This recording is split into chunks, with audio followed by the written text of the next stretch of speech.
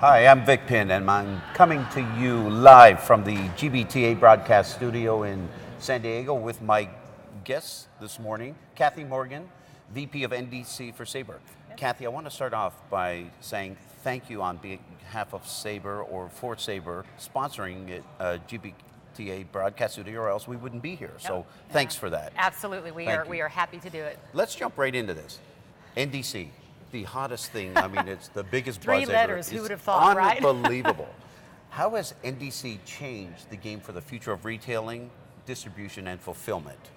Yeah, so NDC, I would say, is changing the game because remember, we're very early with our NDC story, but the way in which NDC is going to change the game for retailing, distribution, and fulfillment is the fact that it lays the foundation for airlines to start being able to sell their products the way they want to sell them in a way that's more consistent with what they do in their direct channel, because you're actually aligning the underlying technology.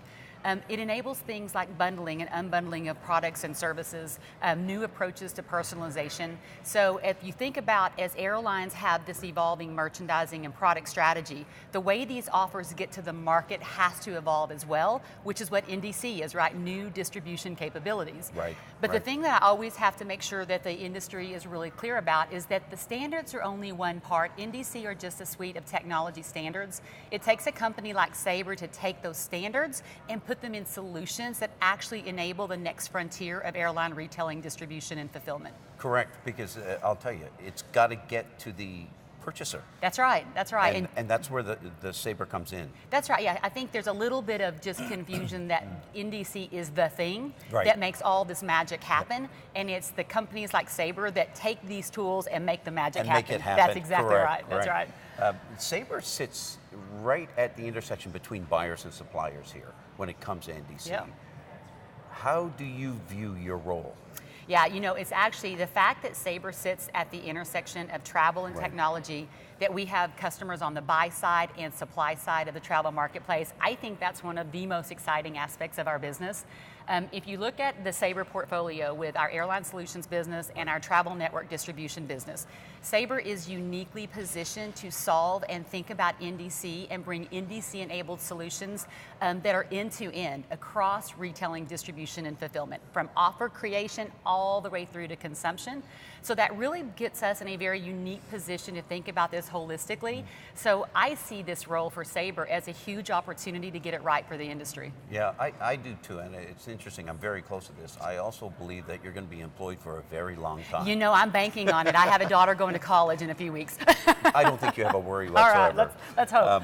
What's the biggest impact this will have on managed travel programs? You know, that is a great question. When you think about managed travel programs, I actually think of 2 things that are really important. First is the fact that NDC should be the conversation starter for corporate buyers to start talking to airlines about new and different things around beyond fare benefits. Corporate negotiated rates, those are table stakes. That's old news. The conversations now need to evolve to things like the types of products and services that their corporate travelers value, and how an airline is going to use NDC to bring this type of product into the market in custom tailored corporate bundles. That's how you really start thinking about managing the program leakage associated to buying these products outside the managed travel path. But I also think it's important, corporations or corporate buyers, you need to be really transparent with these conversations with airlines and make sure you understand how ready they actually are to bring this differentiated content to market. Yeah. You know, my discussions with TMCs, they're very nervous. Yes. They're nervous at how this is going to play out and how it's going to look.